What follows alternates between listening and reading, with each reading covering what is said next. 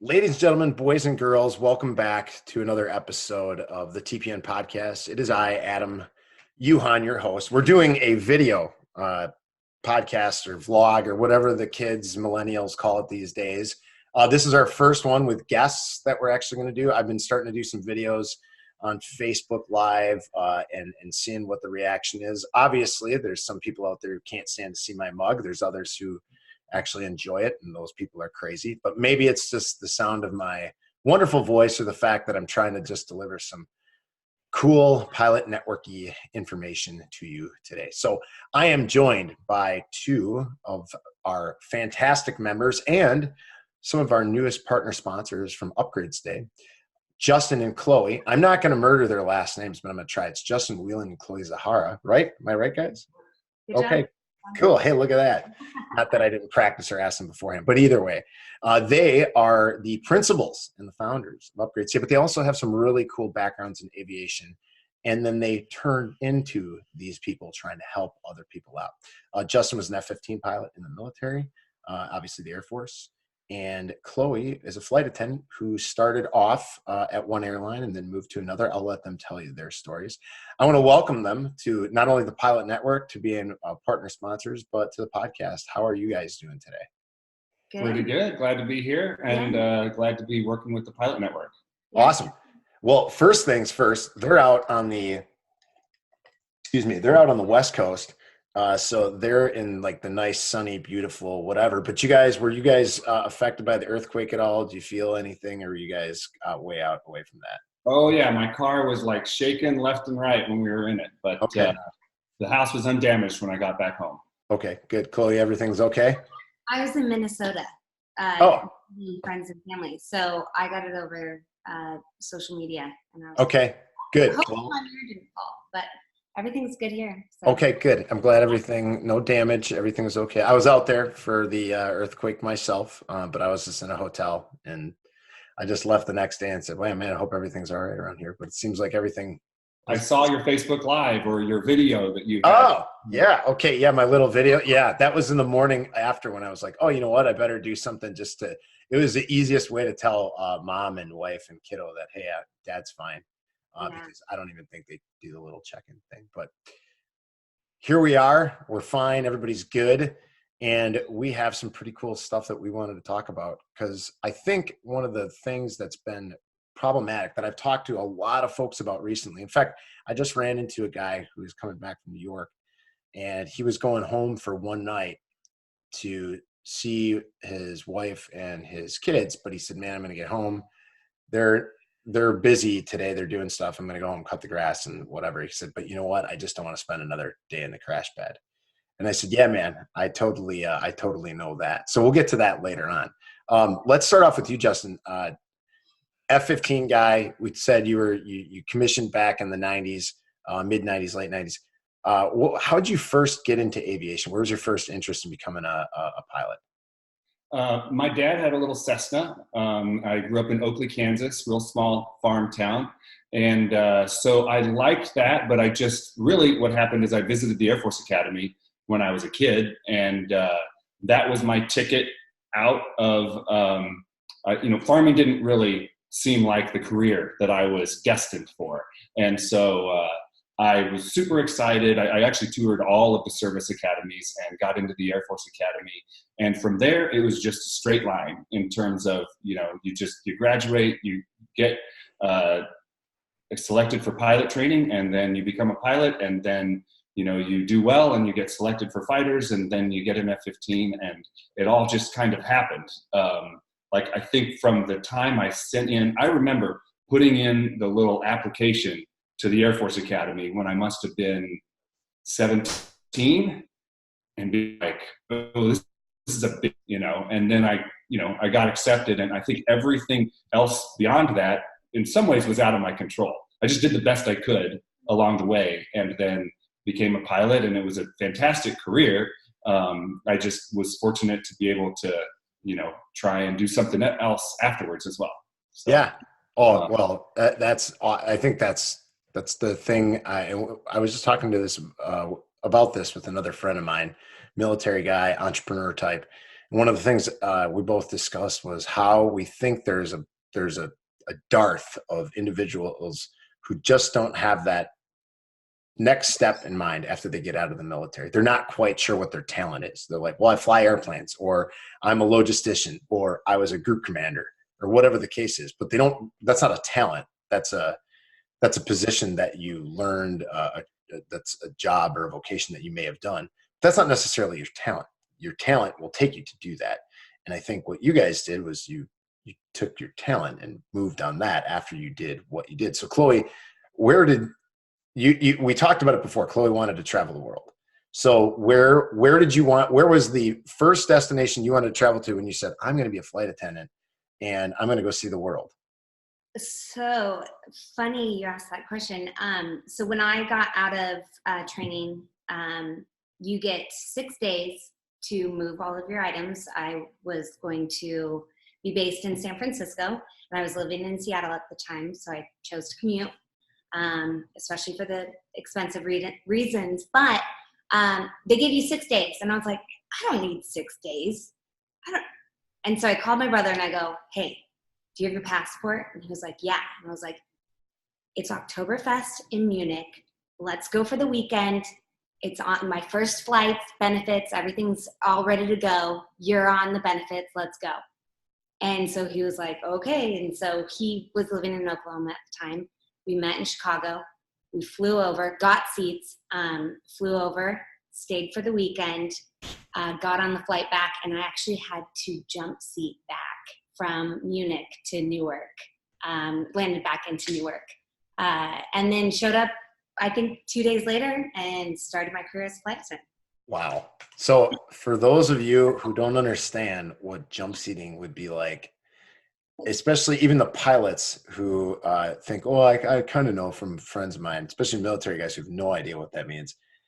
Jump seating in the flight attendant jump seat, I can't think. I would probably rather ride in a stagecoach across the Atlantic Ocean if that was doable than be on the flight attendant jump seat. I've done it from Milwaukee to Detroit, and that's hell on earth, and that's 41 minutes. So Yeah. I'm sure there's just a lot of walking around the airplane at times. And Yes. Well, yeah, because you have, gosh, what was that flight?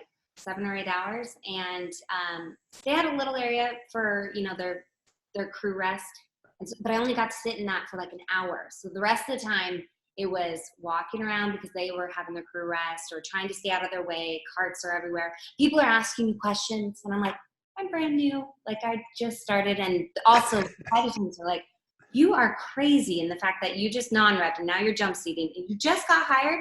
Like you haven't even started your line yet. And I'm like, nope. And they're like, And would you just leave your brother in Germany? no, he got a seat. Okay. Oh yeah, he got the he got, seat, and I took the jump seat, so you can have the seat. Okay. Yeah. Got it. that's a sister who loves her brother. Sisterly love. Yeah, sisterly love indeed. Well, I mean, I think that's kind of if I were to say the same thing, for me, it's kind of travel and all that stuff too. And the network has heard enough times why I started into aviation. But I think one of the things that we don't talk about is what happened, what was the motivation after you're done. So once you're done, like Justin, you finished up the Air Force, and then you go, okay, wow, I'm in my late 30s, early 40s, whatever it is.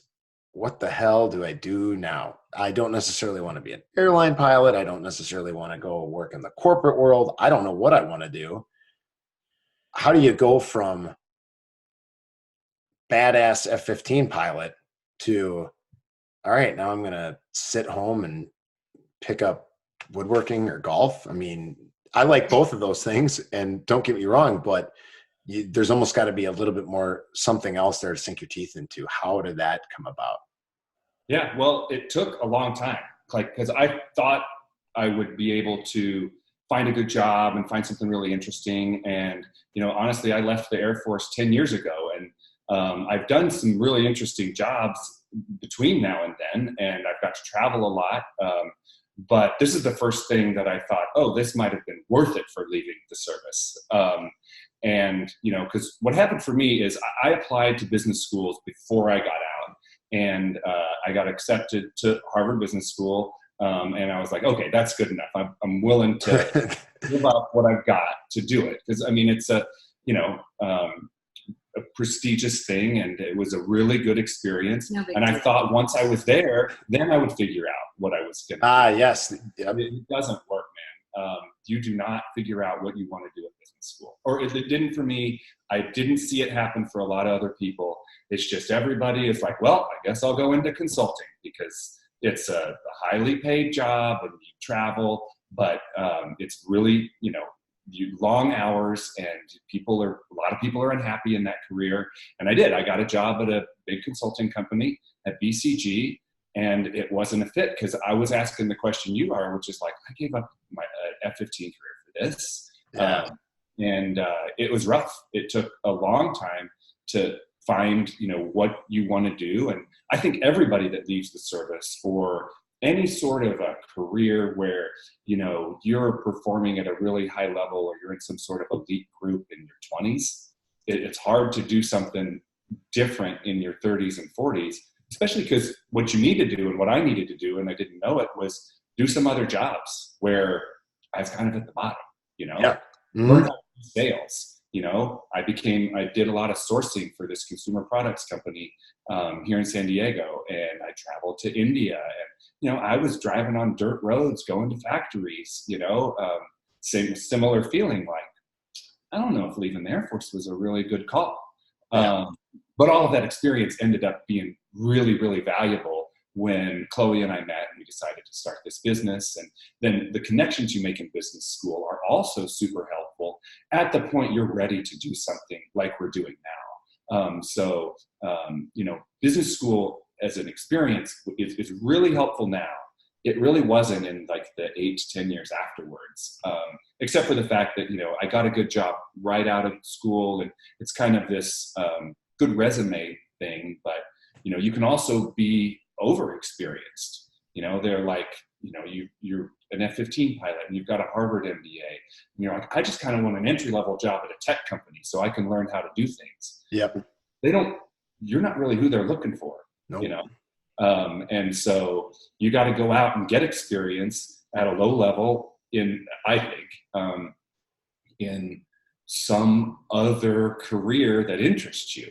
And that transition can be really rough. And it was rough for me. And I don't know anybody of my friends who have gotten out who haven't had, you know, a little bit of a struggle trying to find the right balance, find the right place to land after you give up a career where those paychecks come in every week, no matter how well you do, and you get per diem, and you get BAH, and you get the GI Bill, and you leave, and you're like, oh my gosh, the benefits and the pay is outstanding in the military. And people think it's not, but it is. You make some valid points. I think one of the things we talk about with military guys, just when we have chances to chat on the network, is the whole thing about when you leave the military, there's a good chance that if you're not retiring as a 06 or above, and even if you are, there's a good chance you're starting at the bottom somewhere else.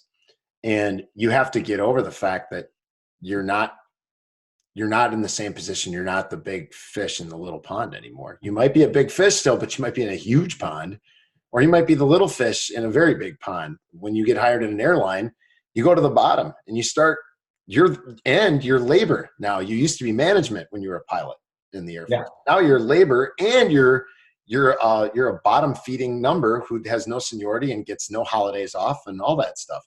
And no matter whether you're starting in an airline or you're starting in a consulting firm where maybe you are making big, huge buku bucks, you're going to be working 12 to 14 hour days, because that's what's required of you to make that money and do those big things. And I think we have that perspective. Now, a totally different perspective is somebody who's coming up in the flight attendant world and who has not that same kind of perspective. Like, hey, I'm joining this group of people that, what's up? Oh, it just cut out a little. Oh, okay, cool. No, sorry. So you have this group of people that you're just joining for the first time. Like, yeah, aviation, I've been on airplanes before, or maybe I flew a little bit. Maybe, you know, one of my parents was a flight attendant or something, or a pilot. But then you show up and you go, all right, so I'm going to do this. And we see this in we both see this, lots of flight attendants, they start doing it at a young age, and then they go, well, I'm just doing this for the time being until the next thing comes up. And the next thing they know, they've been doing it for 20 years and the next thing never came up, and they're going, oh my gosh, I want to do something else. And they're scared to let go of that. It's almost like the military person who's like, the paychecks keep coming in. So how do you take that jump and then utilize, like you said, the connections that you have with Justin and whatever? You get those connections and then boom, off you go. How does that work? How does that form into what you guys have done?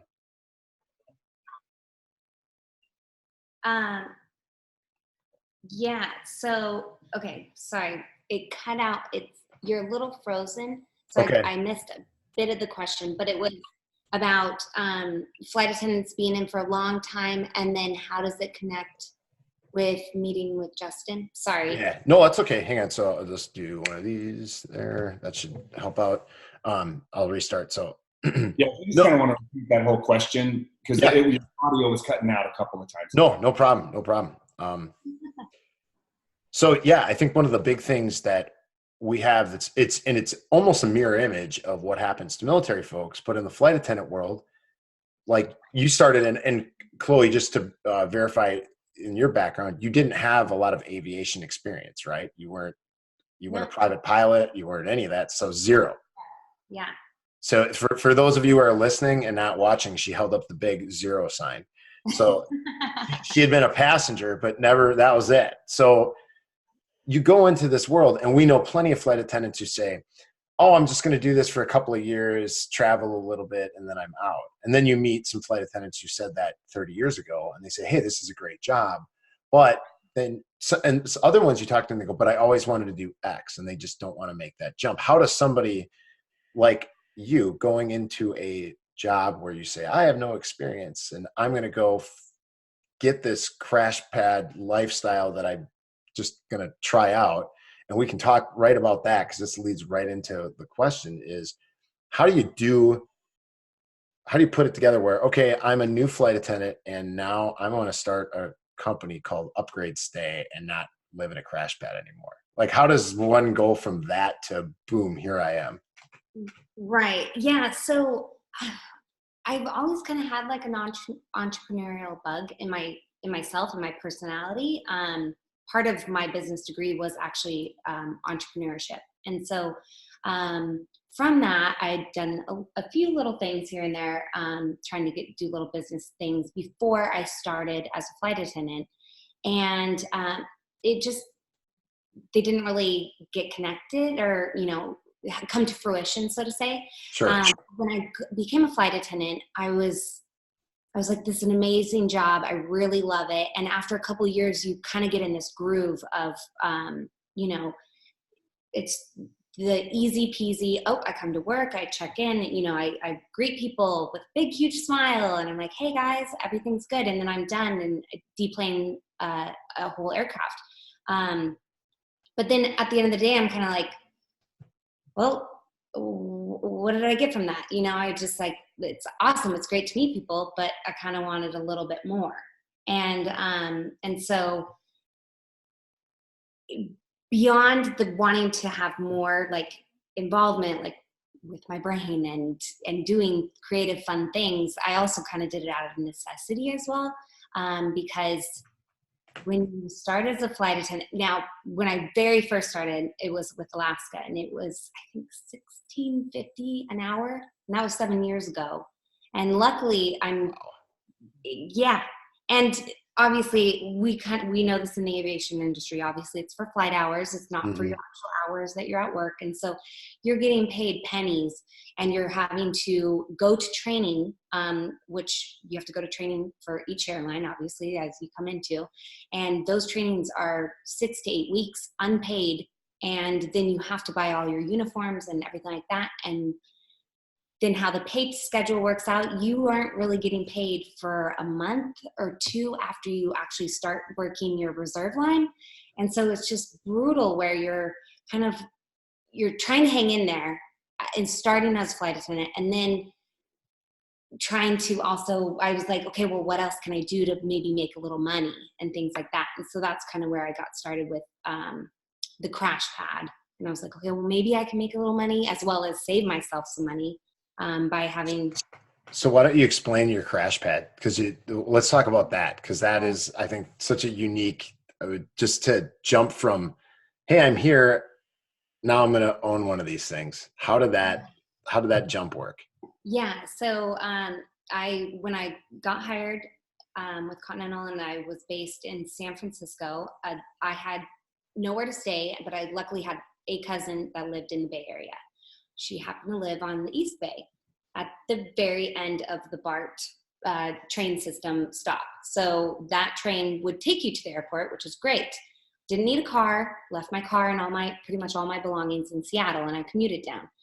But in order to get from my cousin's place to the airport, it took over 2 hours. And my call out for reporting to the airport whenever they needed me for reserve was 2 hours. So I was like, okay, this is not going to work long term. I'm literally going to get fired in a couple months if I don't figure something out.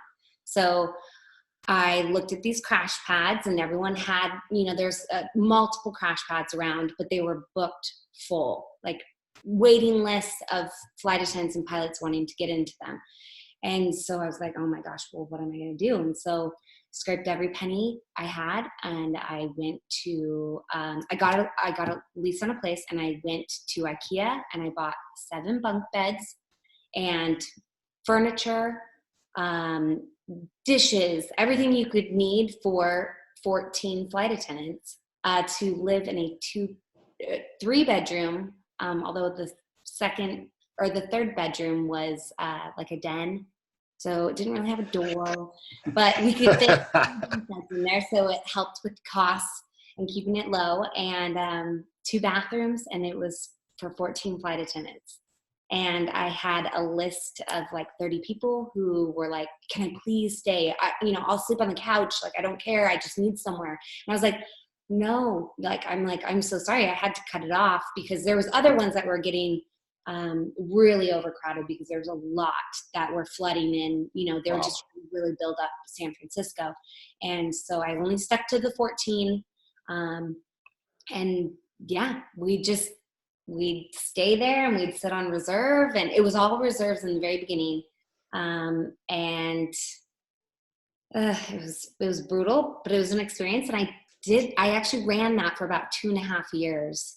And yeah, it was difficult because so when you run it, instead of just staying in one, you have the headache and the rigmarole, so to say, of like just like going through and being like, okay, I need to make sure I have 14 flight attendants. Oh, someone got their transfer, and their transfer was good in 2 weeks. Great. Susie's moving out. Who do I have to replace her? And so, I'd have to pretty much hunt down other flight attendants, or else if they didn't come in, I didn't feel like it was the other flight attendant's responsibility to cover that. So I would cover myself. And so that part gets a little, like a little crazy and a little nerve wracking when you are covering $350 for one flight attendant that's vacant for 1 month. And then let's relieve, you're almost at $1,000 where you're having to come out of your own pocket trying to figure out like, oh my gosh, I need to fill these beds and keep this crash pad going because no one really had anywhere to stay, so. And then flying your schedule, and then managing the crash pad as a manager. I'm making sure that your lease is paid, making sure that the cleaning people are doing their job, and that if you've got something that breaks or you've got a water leak. Weren't you the cleaning person? I was actually the cleaning person. What? I know. I told you I was living on pennies. That's the American hustle. You're a hustler. One of the guys I listen to all the time on podcasts, and you can listen to him too. His name's Gary Vaynerchuk, the Gary V audio experience. He always says that you have to tell your friends. So I'm telling all my network friends about it. He talks about hustle. You got to work. You got to put in the effort. And look at where it's come. It's come from Chloe's doing that to now Chloe's the one of the founding members, one of the principal owners and presidents and CEO, whatever the hell you want to call yourself, right? Like we do at the network. We have all sorts of weird, stupid titles. You've created UpgradeStay. So how does that go from, how do you figure that one out? Chloe, why don't you lead us on that journey first? Because I think it's such a cool idea. So let's talk about the idea of UpgradeStay, and then how do you go from crash pad living, not for me, not for everybody? How do we fix that?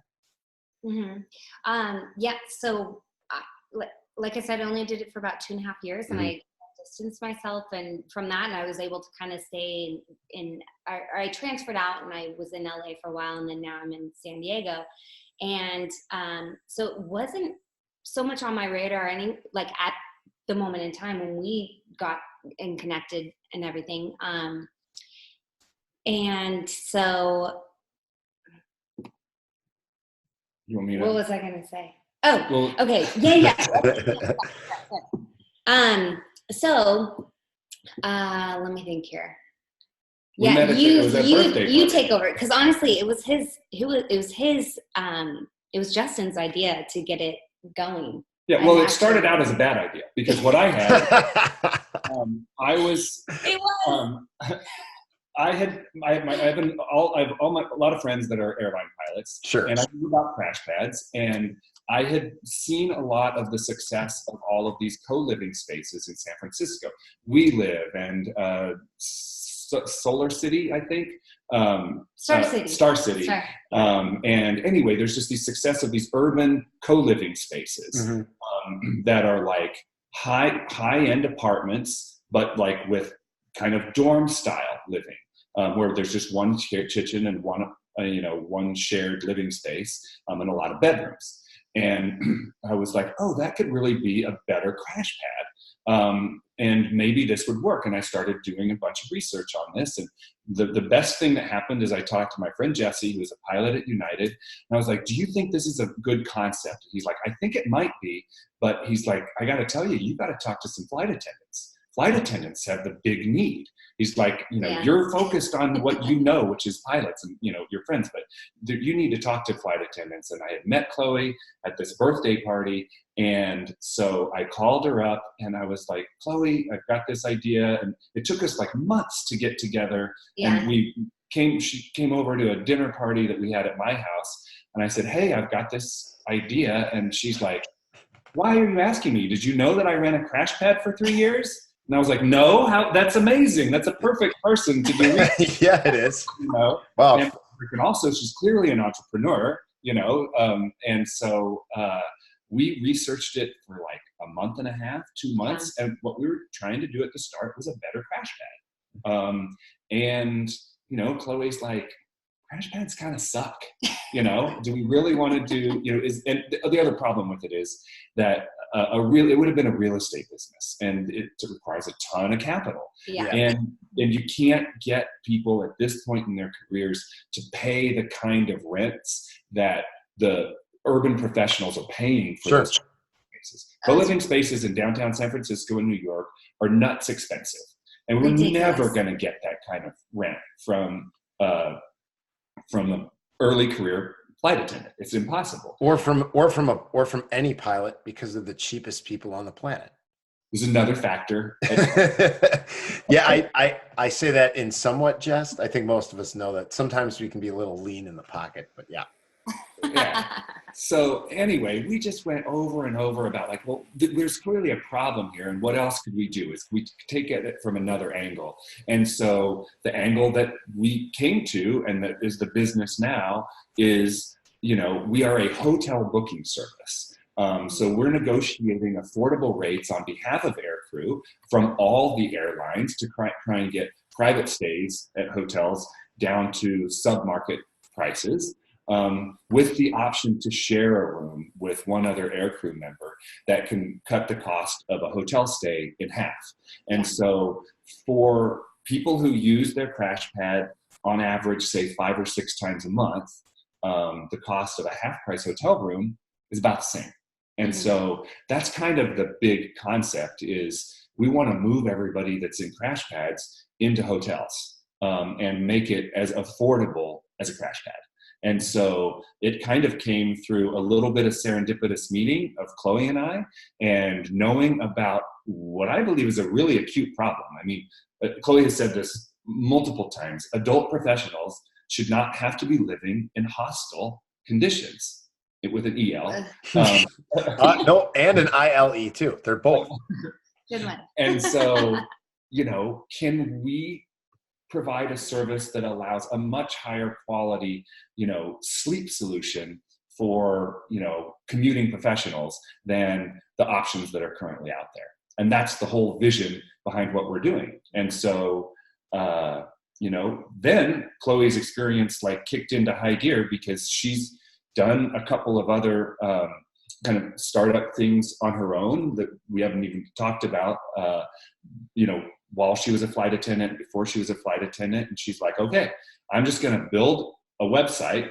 And we went to San Francisco, we partnered with the DoubleTree Hotel, and Chloe built a website that allowed people to book rooms with UpgradeStay that we were booking at the DoubleTree Hotel. And we did a pilot last December, 2 months, maybe 3 months after we started kicking around the concept. And we got a bunch of people signed up, and people were booking rooms. And so they liked it. And we're like, okay, this is, it was kind of a proof of concept. Sure. And we did it, if you read the startup books, everybody says you just got to put yourself out there. And what's your MVP? And, because we were, we talked to, I think it was Tanya. We talked to my friend Tanya, was a designer at Facebook. Mm-hmm. We're asking her how we should build this app and how we should go about it. She was like, do not go build an app. What is wrong with you? You don't even know what you need yet. She's like, what is the simplest way that you can find out whether or not people want to do this idea, which sounds like a really good idea, and then talk to people before you, and learn from your customers before you spend money building an app. And that's really what we did in December, and what we kind of did all throughout this spring is try and, we have a website, you can book rooms on our website, and we've just tried to learn as much as we can about what do pilots want, what do flight attendants want, right. What do the hotels want, bunk beds. Yeah, how can we put all of these pieces together and build a service that is, sustainable for us, beneficial for flight attendants, great for pilots, and that the hotels like as well, because you're bringing them incremental business. And that's kind of where we are today. So I don't know if I fast forward through. No, that's called beautiful summation. It was a summary that was perfectly said. I think, I wish you guys would have had something like that when I was crash padding in New York. No, my crash pad, the guys were great. I had a lot of fun. However, I think you hit on something that's really critical. So yeah, staying at a crash pad just sucks. But the part that I think most of us overlook, and it's just because it's the nature of the beast, is the actual quality of rest that you get at a crash pad. It is, first of all, if you're not in your bed at home, it's probably not going to be great. But if you're in a crash pad, it is terrible sleeping because you have somebody else's alarm going off at an hour and a half before your wake up time is. You have people coming in much later than you. So even with earplugs and a sleep mask, it doesn't work all that well. What does work well is when you're by yourself, or even with another person. You potentially not on an opposite schedule anyway, so you might not even see the person, which would be great. What I think I never thought about was how bad the rest I was getting was. In fact, one of the big things, because I'd come back from a trip and I would try to get up really early in the morning to go catch my first flight back to the house. And this is before we had any kids running around. And my wife said to me, she goes, "Why do you do that?" She goes, she goes, don't most of the guys get up earlier than you to catch the first flight because they have to go to work? I go, yeah. And she says, so you're getting woken up at about 3:30 in the morning, and it's constant until about 5 when you get up to catch your flight out. And you get home at midnight? She goes, why don't you just stay until about 10 a.m. and catch the third flight back and then try to get some sleep before you come home so you're not a complete wreck or zombie? And I said, yeah, that's a great point. Well, if I had an option where, okay, I get in at midnight, and instead of waking up like that, I could still get maybe 6 hours of sleep straight through and then go and catch my flight. I'm home a little earlier. I'm happy about that. I don't know any pilot or flight attendant who's not happy about that. and I don't feel like garbage. Or if I feel like garbage, it's the minimal garbage, not like the hot pile mess that I was when I used to get home from New York when I first started commuting out of New York. So I wish that you guys would have been around. So if I want to, where are you guys? Well, I think this is the big question because you are new. Where are you guys located right now? So we first started in San Francisco, and we are in LA as well, and Chicago, and we just opened Atlanta, Georgia. Oh, wow. Okay. Well, there's a decently sized airline that is headquartered out of there. I don't remember their name off the top of my head. I think Small. yeah. It starts with a D or something. Been around for a while. Yeah. Excuse me. But I think so my big question, when's New York in the crosshairs? How far away Later this month. Wow. Okay. I was thinking you were going to say later this year, later this month. That's huge. No, we've got a contract with a hotel at Newark. And what we found is you really can't open a city. You have to open a specific airport because people need to be, people are assigned to an airport, although New York City is the one exception. Some aircrew are actually assigned to the city and can have to report at one of the 3 airports. Sure. But by and large, most aircrew are assigned to a specific airport. And so what we're trying to do right now is get 3 hotel contracts around each airport so that we at least have a supply of rooms because sometimes they sell out at any particular property, and then have a few different options on price points and quality for what, some people prefer the least expensive room possible, and some people want kind of an aircrew standard of what you would expect when you are on layover. Okay. Anyway, there's just a process of going out, meeting the hotels, meeting the sales managers, getting them comfortable with what you're doing, and setting up contracts with them. And then, also we need to build critical mass in each city in terms of like having, for sharing. Yeah, for sharing. Sure. Well, I think your past educational pieces and Chloe's past learning on the streets works together very nicely. I mean, talk about a connection or a marriage of fate. You guys were just, it seems like destined to be working together on a project like this, because one has an idea, the other's got some of the experience out on doing it, and then you can put those 2 together. Wow. I'd like to say Matt and I had the same thing, but Matt is the guy who knows everything, and I was just the guy who can talk for hours on end. So that's how that worked for the pilot network. But you guys actually have real skills and are utilizing them. I think that's pretty cool to see. Well, I think before we go any further on that, I want to make sure people know, and we'll hit this again towards the end. So if little Adam wants to go, little Adam FO is going out to New York, and he's done with, he just became a captain, and he doesn't want to stay at a crash pad anymore because now he's got all that captain money. And I want to do, and you guys have, let's say you have you have a property at New York, I'm ready to go. How do I go and figure out, get my room and all that kind of stuff? Yeah. Yep. So right now it's just, you head to our website, UpgradeStay.com. And right from there, you can just click to sign up. Totally free to sign up. We just have everyone sign up because we want to, we're providing this just to aircrew.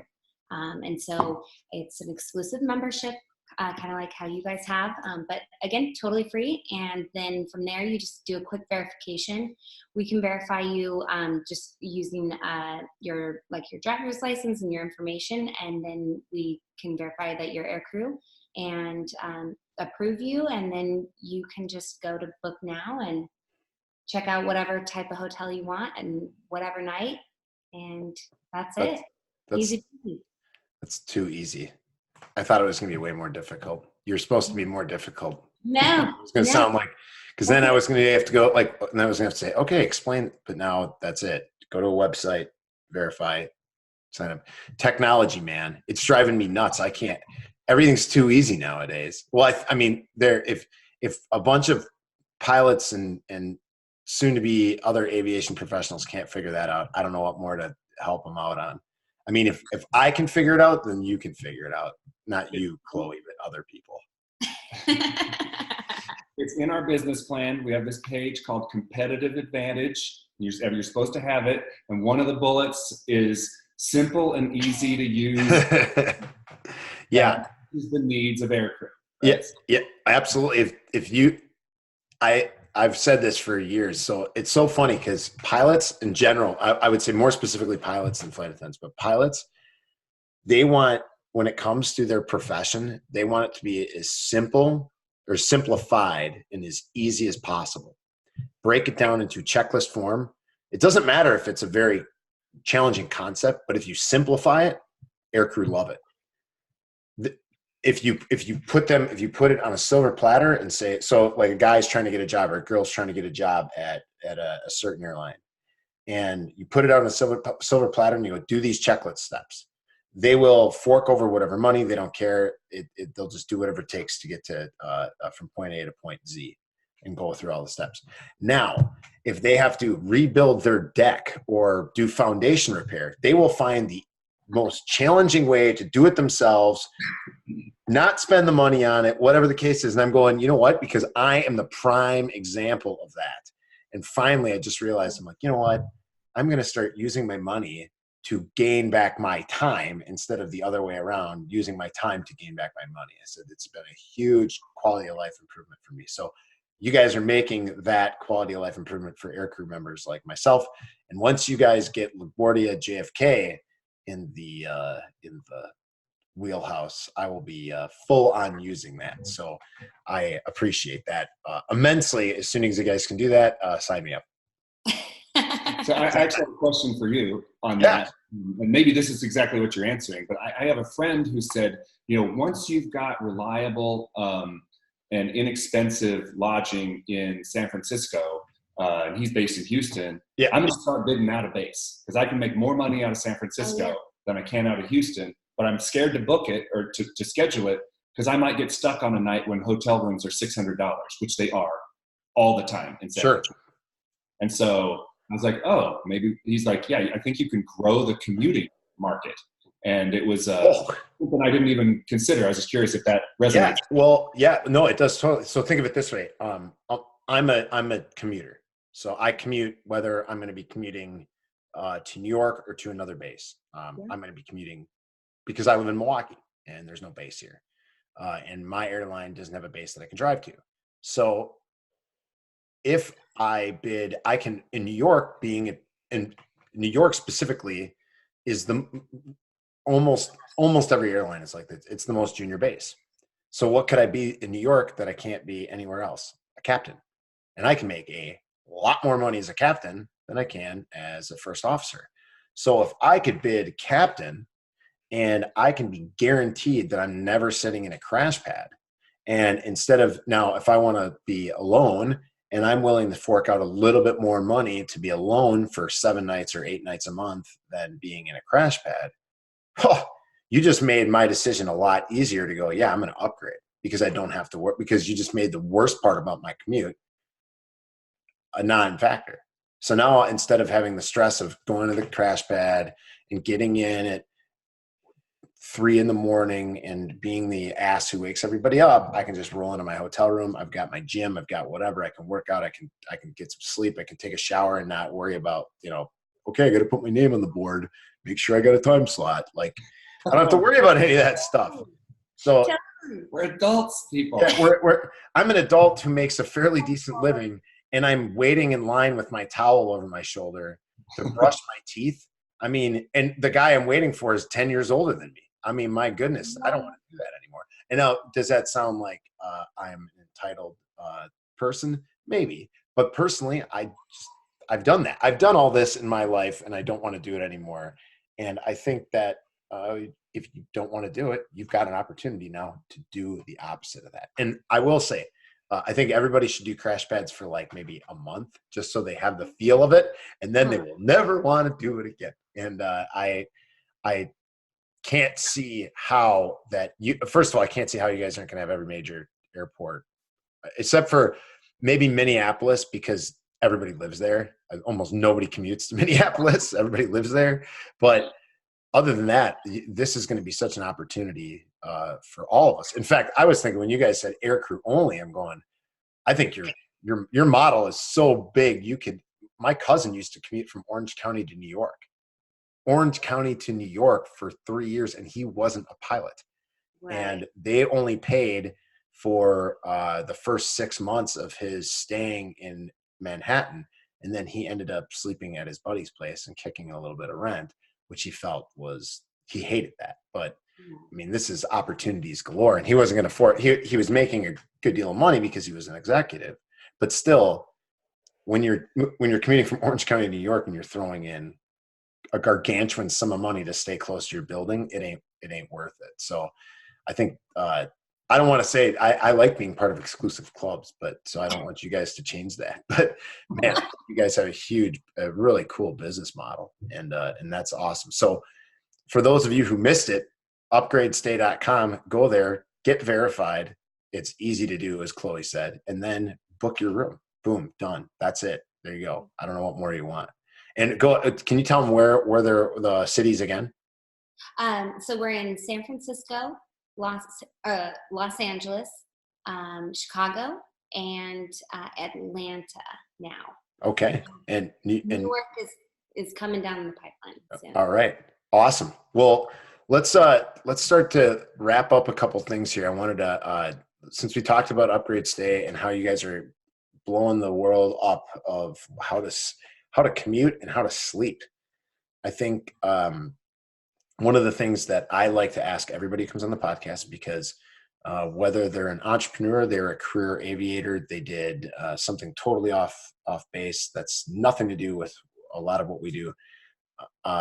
What is something that somebody should do today, either be it read, learn, act on it, whatever the case is, to improve their position overall, whether it's as an aviator, as an entrepreneur, or something that you've had some experience with? Justin, we'll start with you. What do you think one of those activities are that they can do today to put themselves in a better position than they were yesterday? Read Scott Belsky's book called Rework. Scott, how do you spell his last name? Scott Belsky, Belky. Okay. And the book is called Rework. This is for somebody that wants to start a business or that wants to do anything. It is fantastic.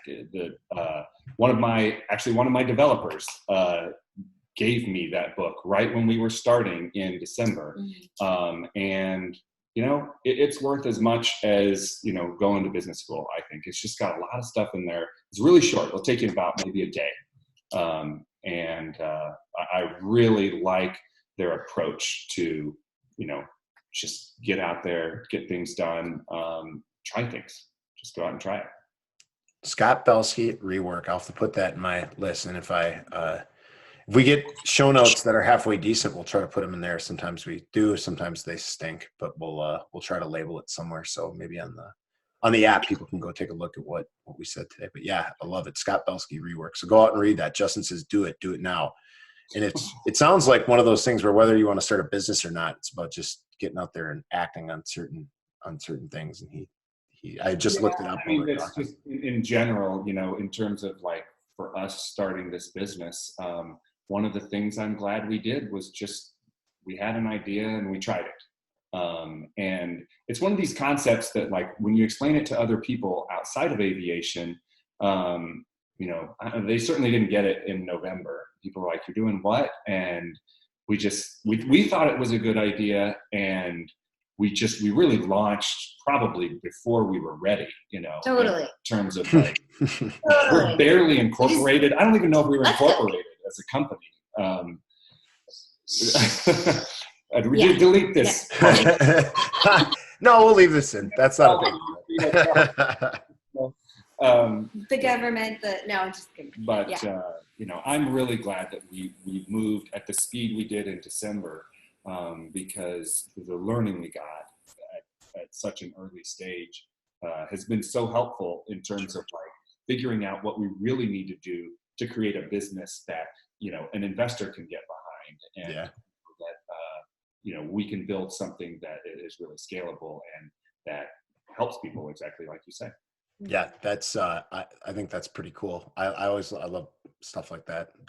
That's big into that, both as the aviation guy who needs sometimes to study a little bit more and just get off his butt and do it, and then the guy who's trying to be an entrepreneur. Sometimes, reading a little bit of motivational stuff or stuff that's actually got some technical aspects to it. You combine those, makes you just work a little bit harder, put a little bit more effort forth, or figure out a better way to do to make your bed instead of doing it, pulling everything off and kind of looking at it and saying, okay, which way, maybe finding a partner to help you out. So your partner, Chloe over here, what would you suggest is something that The right corner, not the left. No.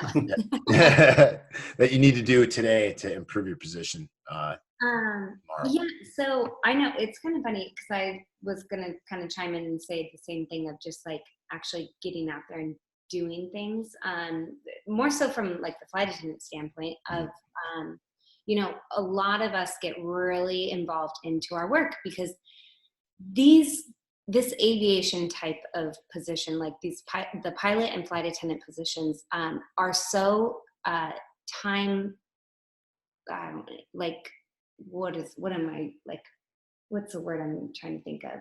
Time consuming.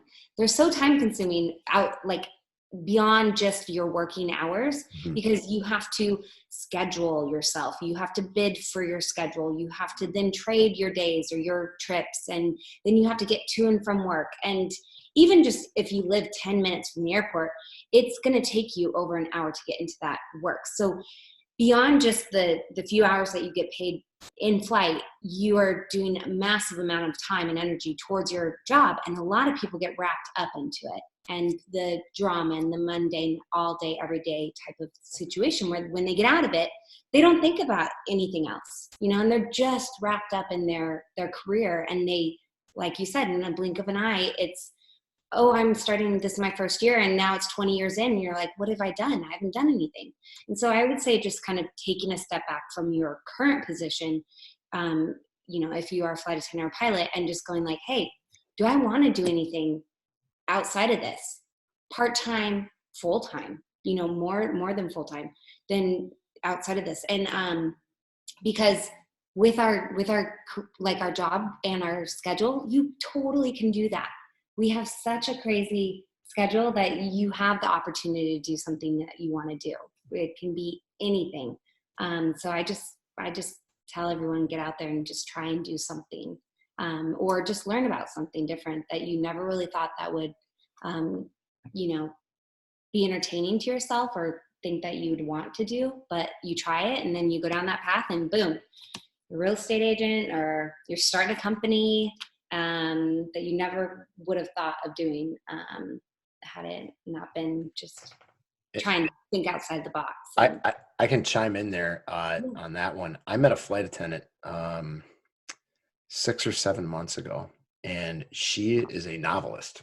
She wrote and published her second or third fiction novel, and I believe it was a crime drama kind of a thing. And she is sold a lot of books, and she liked to write, and she was into creative writing, and that's what she did. And she said it was very scary to do that first book, because what if you get rejected? And I remember when we made the first podcast for the Pilot Network, that was my biggest fear, that I'm going to put something that's out there that's crap. And now it was crap. And honestly, like, most of the stuff that I do isn't very good. It's the guests who make the show.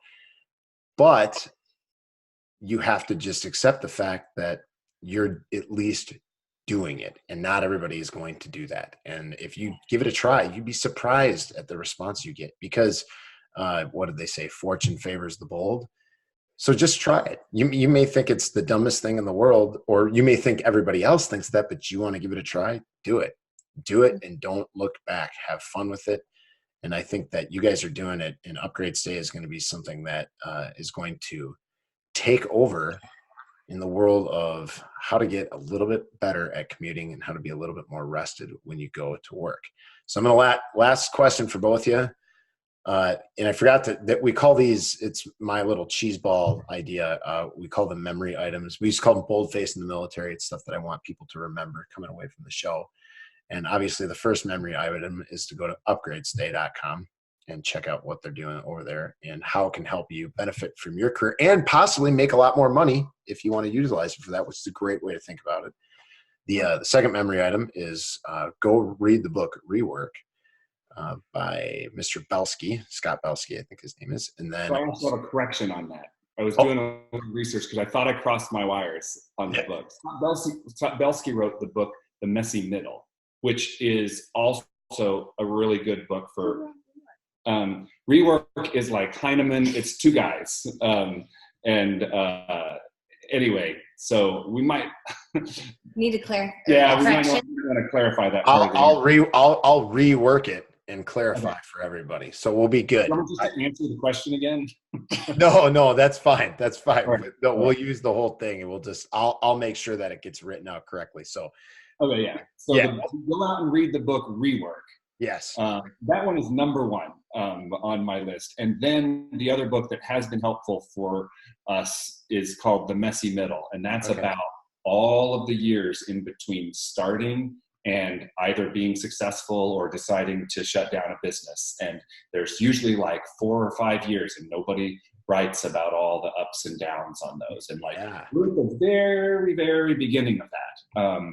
But I can see the value in just knowing that you're going to have to go through a lot of successes and failures on the mini scale in between now and where you're going. And so those two books I've kept in my mind over the last 6 months, and they've been both very helpful. Yeah, I would say it's kind of like an aviation career. It starts off pretty rough, but very exciting. And then it seems to get less exciting, and it's still a lot of fun, but it can be very rough at times. And you have to get through that to come out on the other side, and whatever that other side is normally better, whether it's a military retirement, it's getting to an airline, it's getting the dream job in your hometown, or whatever the case is.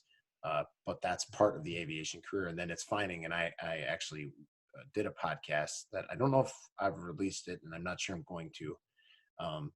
It's called the What Next Theory. And the what next theory happens to aviation professionals more than anybody else, because you set these goals for yourself and then you hit them, and you realize that you still have years and years and years to go before.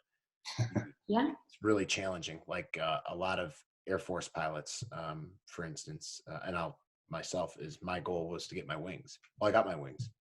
I was 24 years old. What's next? And I didn't have another goal after that, because that, especially when you're younger, you don't realize that there's so much time left to go do these other things. And I had to reevaluate and figure out what was next. And what was next took me years and years and years to figure out.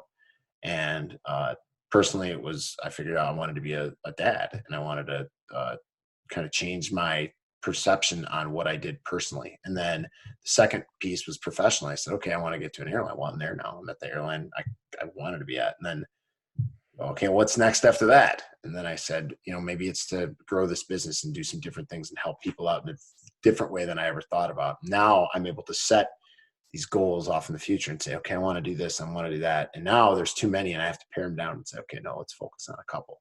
So I think that sounds like a kind of book, and I'm going to have to get on that to take a look for more than just the business.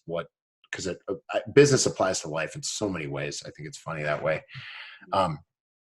So what the next and the last, so the memory item from Justin is go read the books Rework and The Messy Middle. And then Chloe said, just get out there and do. So kind of like, she sounds like a certain footwear ad, just do it. But I think more importantly is just don't be afraid to do it. Don't be afraid to do it, I think is kind of exactly what we all need to hear. And then finally, just real quick, in a one sentence or less, maybe in one word little phrase, what was the most helpful advice you've received throughout not only this process, but just anything in your aviation lives?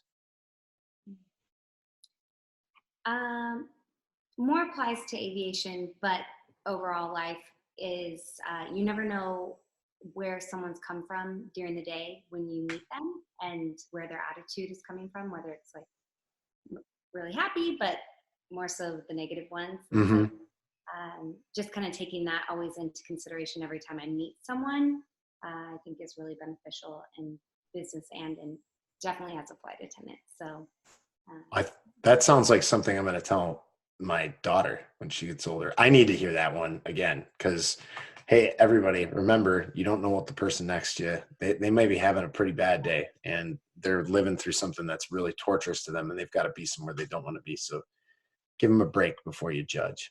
Yep. Exactly. I love it. Yeah. Justin, you have most helpful advice. Always be learning.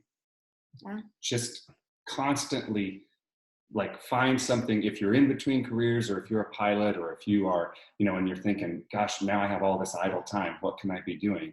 There are millions of training videos on YouTube that you can learn how to be a designer, how to be a coder, how to build a business. Just start learning some of them if you're not ready, because we don't have any funding right now, and I just had to teach myself how to learn these design programs. And now I'm able to do a little bit of design work, even though it's at some sort of amateur scale. But then I can have a little professionals help me, but I put all of the hours into building something. Yeah. And so that's just, I heard that a number of years ago, and it's very helpful in terms of just continue your education at all times throughout your life, whether you're 25 or 65, because you'll always be growing. I love it. I'm a huge fan. That's why we do it. That's why we do everything we're doing at the Pilot Network. Always be learning. Whether it's you're starting your career and you think, hey, I just got hired at FedEx or United or American and I'm good to go forever, or you just upgraded to captain at Frontier and you said, this is the airline I'm going to stay at. Guess what? Most likely you still have another 25 to 35 years left in your career. And some of the captains that I've been flying with who are getting ready to retire are starting to look at what's next for them. So, and they're turning 65 and they're starting to learn that, oh my gosh, I got to start learning again. And some of them have been doing it the whole time. And I think they're going to be set up for a lot of success. And I think with the help of people like Chloe and Justin and their team over at UpgradeStay, you're going to be set up for a lot of success. If you go to upgradestay.com, take a look at what they're offering you. Yes, this is a total ad right now. I'm totally selling them, but that's my job. They've already told us how great of a product that they have, and they're members of the network, and that is a big deal. So Justin, Chloe, besides upgradestay.com, anywhere else that they can come out and reach you guys? We're on Instagram. Yeah. We're on Facebook. All the social media things and stuff that the millennials do. Awesome. In San Diego, and we can go out for dinner. Oh, look at that. So layover. Those of you on San Diego layovers, hit them up. You never know. You never know. I try to treat people to drinks if they're ever out on the town and we're out with the Pilot Network. It's always on the house if I can run into somebody. So hit them up on social, upgradestay.com. If you guys don't know how to use social media, there's a YouTube video for that. Go type it in. That too. So just like Justin said, learn about it. Yeah, learn about it. So I want to thank you, everybody, for tuning in. You know how to reach us. If you don't, hey guys at thepilotnetwork.org or social media, direct message us within the app. Matt or I will get back to you as soon as we can. Or you know what? Send a smoke signal. Do something. Make a fuss, and the Facebook group will come find you. But if you don't want to talk to us, remember, try to keep the shiny side up and the greasy side down. Fly safe. We'll see you again soon.